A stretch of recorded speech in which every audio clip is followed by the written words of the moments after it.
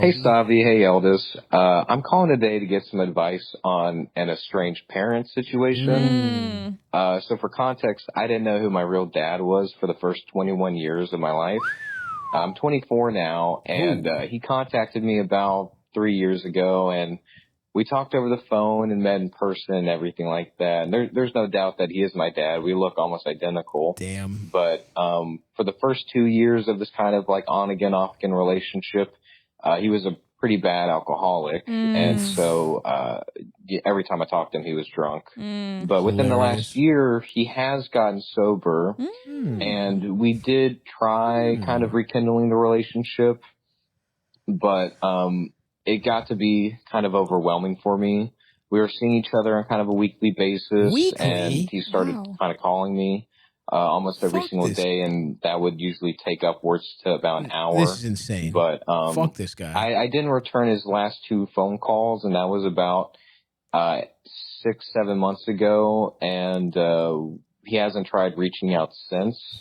And There's your I don't answer. know. I've started to feel kind of a guilt in not reaching out because I don't necessarily even know how much I'd want to have a relationship with him.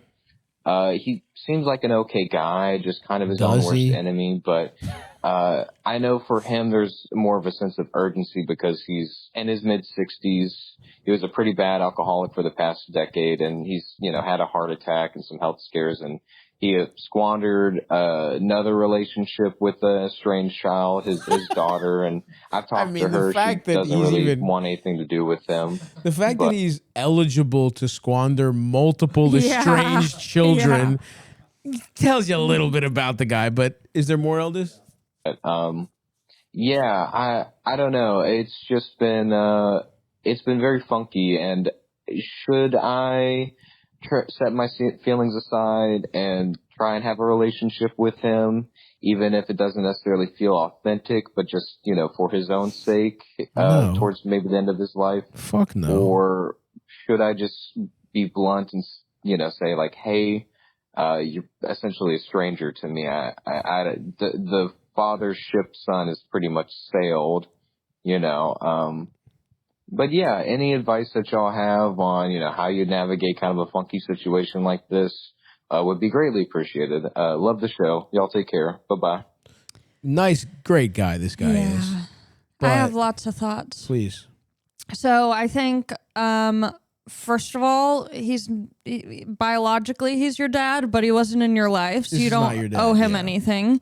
However, if you genuinely feel like you want to have a relationship with him, you are more than entitled. But if you only feel like you have to do that because you kind of like set it up where you're meeting with him weekly and now you feel guilty that you're not, you don't need to feel guilty about that. No guilt. Yes. I think, especially with an alcoholic, if you do want to continue to have a relationship, I think start off with a monthly call, and make sure the call is before like 4 p.m., before he starts getting sauced. Yeah. And then you can kind of gauge based on that how you're feeling. Yeah, I mean, you hit it on the head with a lot of the stuff. What I was thinking too is like, you owe this person absolutely nothing. Yeah. I mean, he literally abandoned you as a baby. Like, I can't think of this guy, you don't owe a person anything set up than my estranged father finally started feeling some guilt for the heinous thing he did to me as a baby. And now he desperately wants to reconnect, but also not that bad because you missed 2 calls and then he just stopped. Yeah. Clearly, whatever you were doing was too unhealthy. I mean, he didn't say he called him. He said he saw him once a week, which is like, I don't see my fucking... In my and here's the other thing. You're in a period of your life where you don't really see your... Like, mid-20s might be the time you least see your family. Like, when I was from like 24 to like 30... I saw my parents the least because I was like, I have my own shit to do. That's when you're figuring out your life. I probably overdid it. Like I was dealing with family issues, and I was like, I don't want to see these fucking people right now. I need to figure out my own shit. What happened was you were on the regular path of a fucking person, and you were about to go into a very independent like phase of your life, and then some fucking truly a stranger more for his benefit than yours. Clearly, this is selfish on his part. Reached out to you. And like Ali said, the amount of relationship you want to have with him is completely your choice. If what you're saying is, I don't actually want to see this guy at all, you're totally fine. And you're like, but I feel bad. His other kid doesn't. It's like, that's his fault. Yeah. He could have been in your life. He could have left, but sent some money back, sent a card every once in a while. You're saying you had a non-existent relationship with him. And if he fucked things up with you, that's not your fault at all. Mm-hmm. And I think particularly at this point in your life, if you feel the need to just be completely and not talk to him at all, I don't even think you owe him like closure or anything.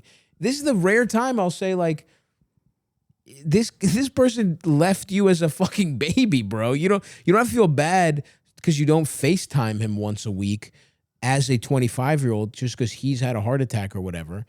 I think he was clearly using you in an unhealthy way, talking to you, to meeting up once a week, like especially after he got sober. Reaching out to you while he's still drunk is kind of a weird move too. Yeah. Like, it'd be one thing if he was like, hey, I got my life together. I'm ready to have a relationship with you. I'm so fucking sorry, whatever. And now I want to be here for as much as you need. I don't get the vibe that that's how he approached it. I think he was like, well, hey, son, I love you. And maybe I'm projecting, I'm reading too much into it. But the answer is you feel no guilt. You completely decide how this goes. And that's pretty much it. I don't think this person needs to be in your life. He's only in your life if it's additive to you. If you feel like it's a burden, you can cut him completely out, and you're totally within your rights to do that. And the responsibility is like fully on him. Mm-hmm. So it really is like up to him to call you if, you don't have any responsibility to like make an effort to have a relationship unless you want to. But also you can pull kind of a reverse Uno situation where maybe you get really close to him. And then you go, I'm going to go get cigarettes. And then you just block his number. Wait right here, Pop. Yeah, I'll be right back. I'll be right back. And then Stick you him can with abandon a bill. him. I love that idea. Yeah. And by the way, you can also decide the exact relationship you want and be like, here are my terms. Yeah. Call me once a month. I'll see you in person twice a year. Mm-hmm. That's as much as I'm interested in. And if he's like, well, what kind of, you're like, all right, we'll fucking see you. Yeah. This can't be a drain on you, particularly at this point in your life. And you might get older and you might decide, you might mellow out, whatever. He might feel like less of a burden. And this can all evolve. The important thing is it's up to you. That's the thing to completely remember. This is totally up to you. Any right that he had to be an equal participant in your relationship, he gave up when he just completely walked out on you for the first 21 years of your life. So yeah, whatever, fuck him.